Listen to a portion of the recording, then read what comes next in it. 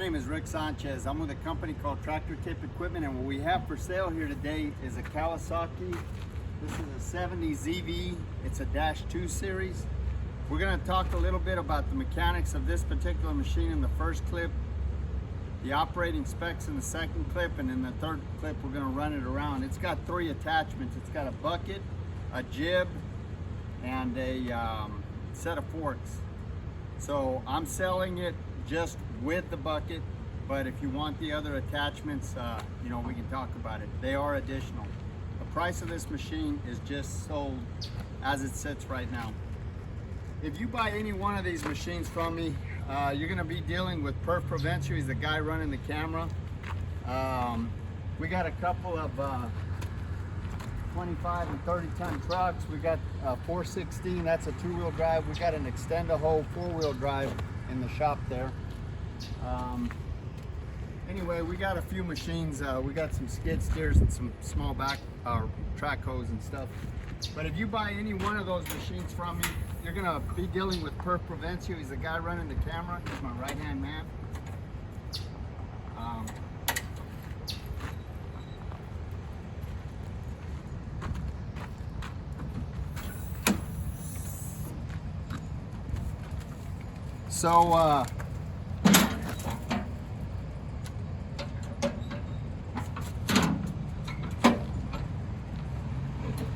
Price on a new machine like this these days is, I don't know, 200,000 plus. I really don't know what the prices are these days. Everything's gone kind of crazy. Just absolutely crazy.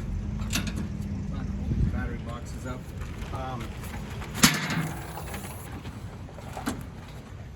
Sorry about that. It's got a little catch there that I didn't do. So,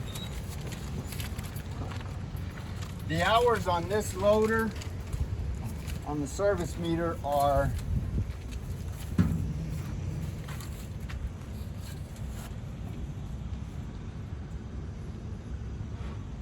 roughly about 4,800 hours.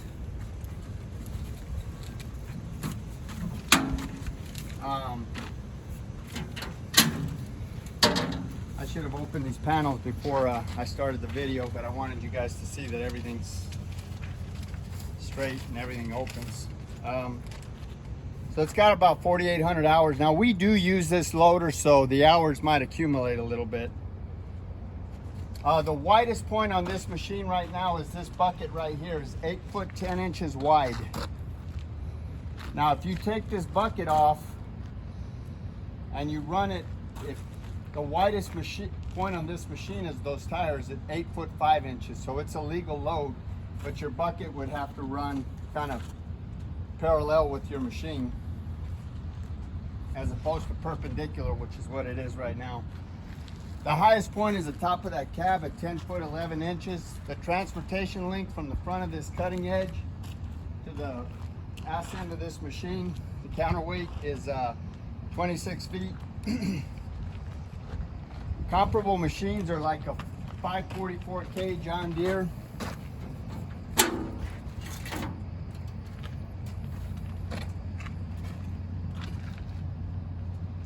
Which weighs about 29,000 pounds, as does a 938G.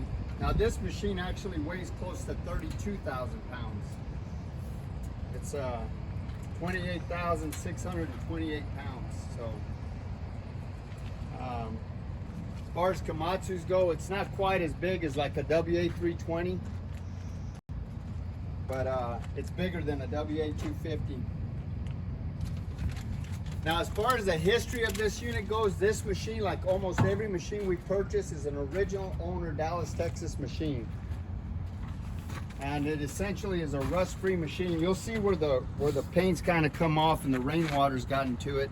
By the way, that's concrete in there. We're just waiting on one of our little excavators to come in to peck that out. Some idiot left concrete in the bucket, but it's easy to come off with a little breaker. So we'll get that fixed.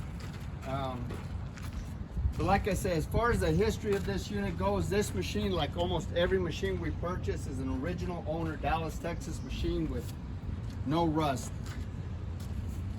It is not a rust pervasive machine at all. We're far enough south and we're 300 miles from the ocean, so the only salt we see is the salt on our kitchen tables, and we try to stay away from that too. That comes off like that.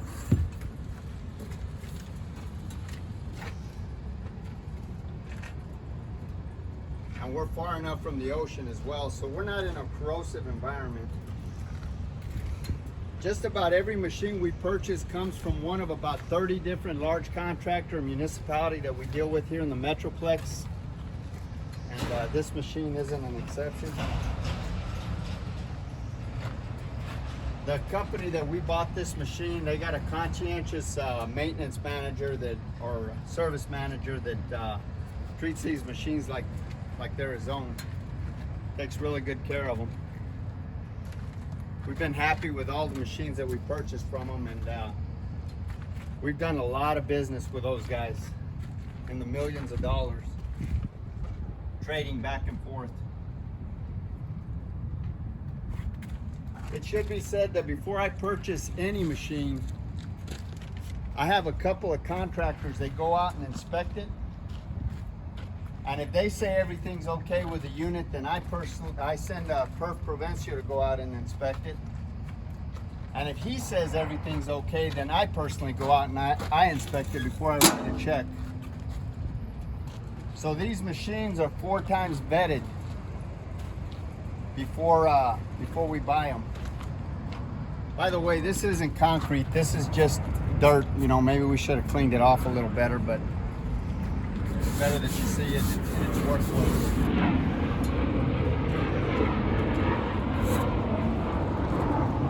As far as options go, you got a set of forks here. You got a jib over there. We'll get you a better picture of that here in just a minute. And of course you got the bucket. It is an enclosed cab machine. The AC blows cool. Not real cold, but going into the winter months, it doesn't really matter. The heater works. Another option is it's got a quick couple disconnect here. As you can see, you disconnect it from the cab. That's a JRB coupling system. It's the best. Kawasaki, John Deere, Caterpillar.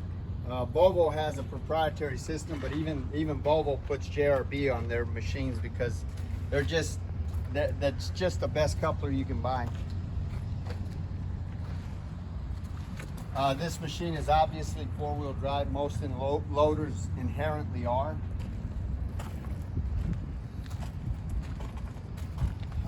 What else? Oh, it's got a hydraulic fan. You say, well, what's the point of a hydraulic fan? The benefit of a hydraulic fan is that, as you can see here, you've got space between the motor. Like most older machines, or some machines, the fan is right off the bell housing on the motor itself, so you don't have this space here. See how you got these coolers? You can swing these coolers out. See these coolers? All these coolers swing out. All these radiators swing out. So the benefit of that is obvious. You can clean it a lot better. So that's another option. I'm trying to think if there's any other options in here. Does this have battery disconnect switch, Perf? No, I don't believe so. No, it doesn't. It's got an outlet in the cab, but I'm not sure if that's 12 or 24 volts, so maybe we need to check on that before you plug your iPhone into it. As far as this engine goes, this is a Cummins 2347 or B5.9C. It's turbocharged and aftercooled, and it yields 174 horsepower or 193 gross horsepower. This machine has got a 72-gallon tank that'll run you anywhere from 14 to as many as 20 hours of operation, depending on your application, of course. That is a 6-cylinder engine, by the way. And the transmission is a full power shift transmission. This machine is mechanically sound. There's no leaks. There's a couple of tail lights that have been knocked out, and you can see that there's a couple of, some kid shot it with a BB gun or a pellet gun right there, or maybe a rock hit it in transport, I don't know, but it doesn't affect the visibility on the machine. The visibility is still good. That's about the only thing I can think that's wrong with it, but other than that, like I say, it's mechanically sound. There's no leaks on it. Everything except a couple of tail lights don't work. The transmission runs through all the gears without hesitation.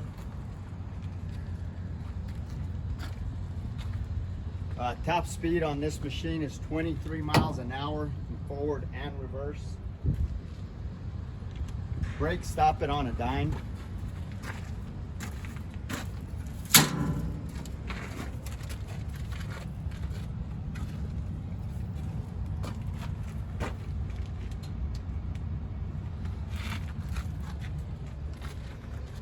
Again, this is a 4-wheel drive machine. Most loaders inherently are, but I'll say that anyway. These are 20.5 25 tires. They're all pretty good. You'll see a little, you know, they got little pieces. That right there has got a little piece out of it, and then over here, you got a little bit of a slit right there, but it holds air. There's nothing wrong with that. Tires match. The hydraulics are strong. There's no cracks. Okay, so sorry about that. We accidentally stopped the camera. So there's no cracks on any of the work equipment. Over here on this side.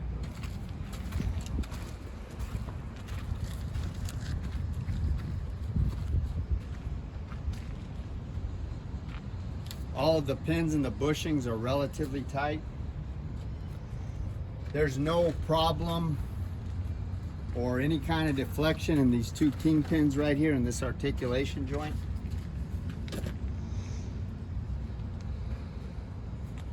This cutting edge is 100%. We went ahead and just put a new cutting edge on it, because the other one was getting pretty low, and we got a company that gives us a pretty good deal, and they're right across the street from us, so we went ahead and just put new cutting edges on it. Like I say, we'll bust that concrete out before it ships.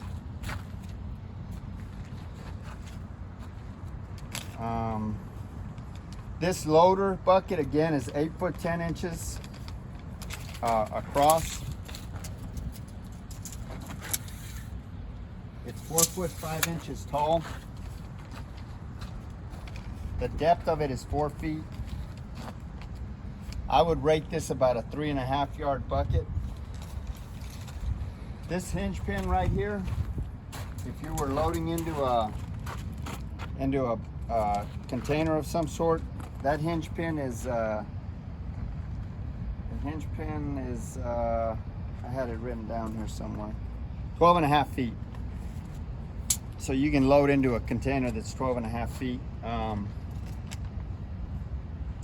The breakout force on this loader is 27,775 pounds, and the lifting capacity of this loader,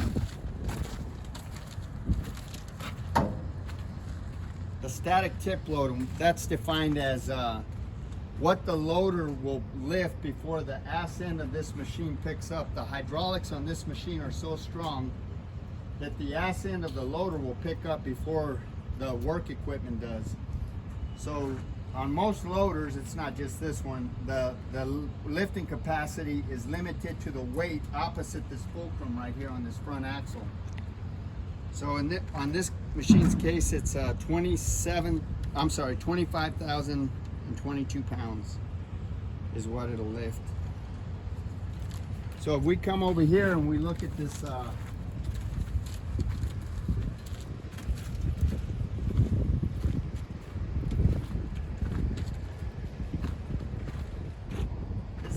the height of this carriage is 4 foot 5 inches. The width of this carriage is 8 foot 1 1/2 inch. These forks are 60-inch forks, or 5 foot forks. We also have a bib over here.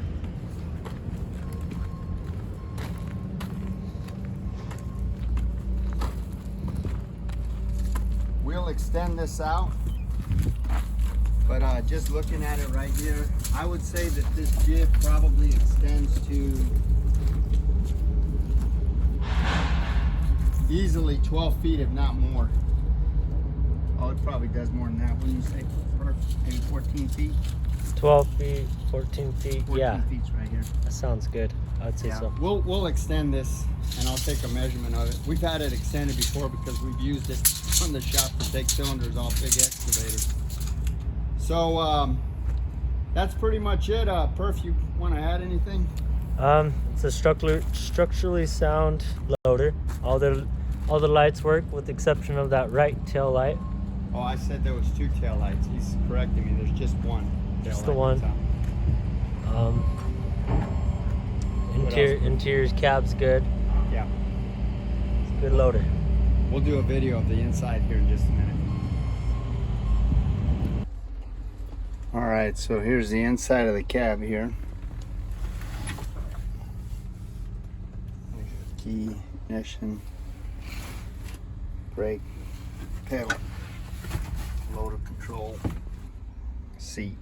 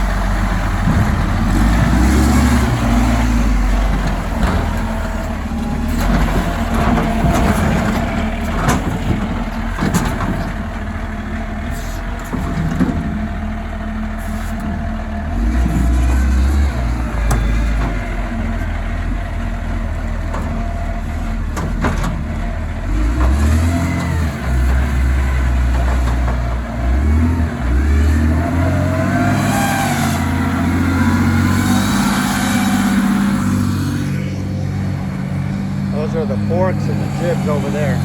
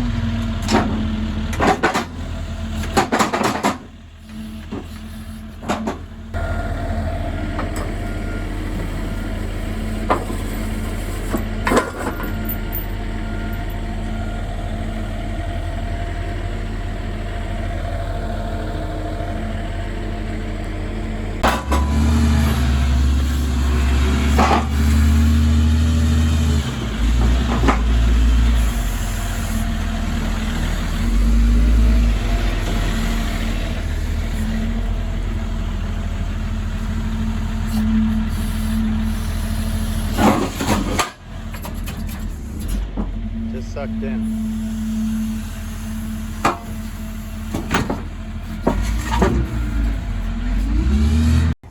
Okay, so I found that the if you do the measurement between these two ear groupings right here, this will pretty much tell you whether or not that this will fit, this ear grouping will fit on your coupler. So this is 28 inches. Center to center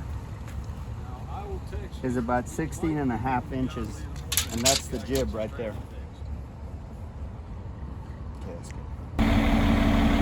Okay, so a lot of times people will ask me about the interchangeability of a JRB coupling system. Like here we have forks and a bucket. You can get sweepers, you can get all kinds of attachments with JRB.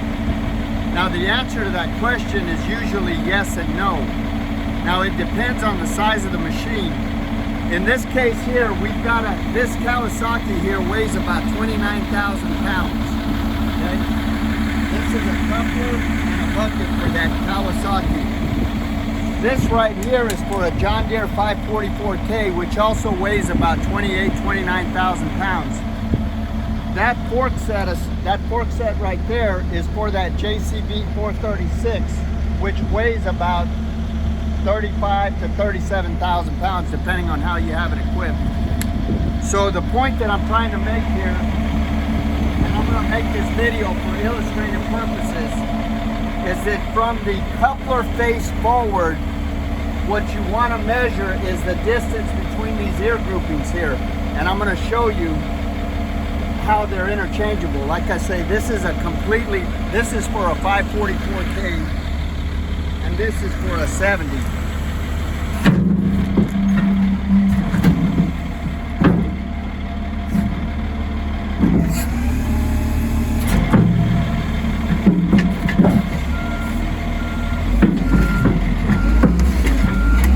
Okay.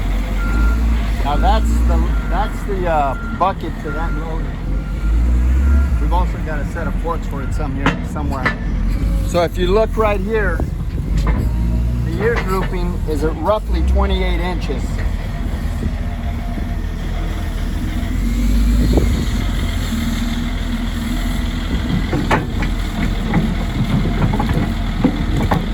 Now, if you look right there, see that is going to line up right there.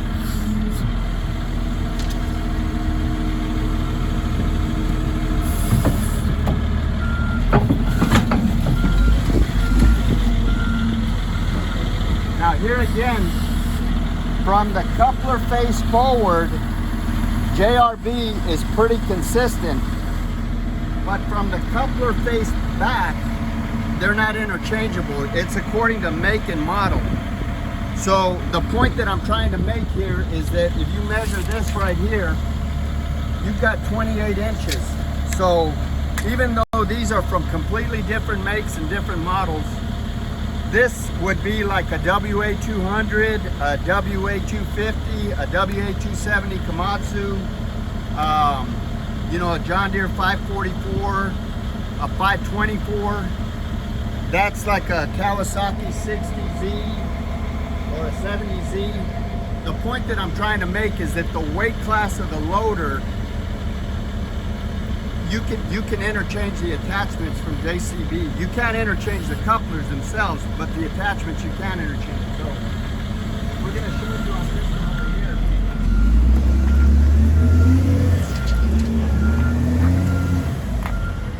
This is 36 inches, so it's not going to line up because this is a different weight class machine. So just for illustrative purposes, we know it's not going to work.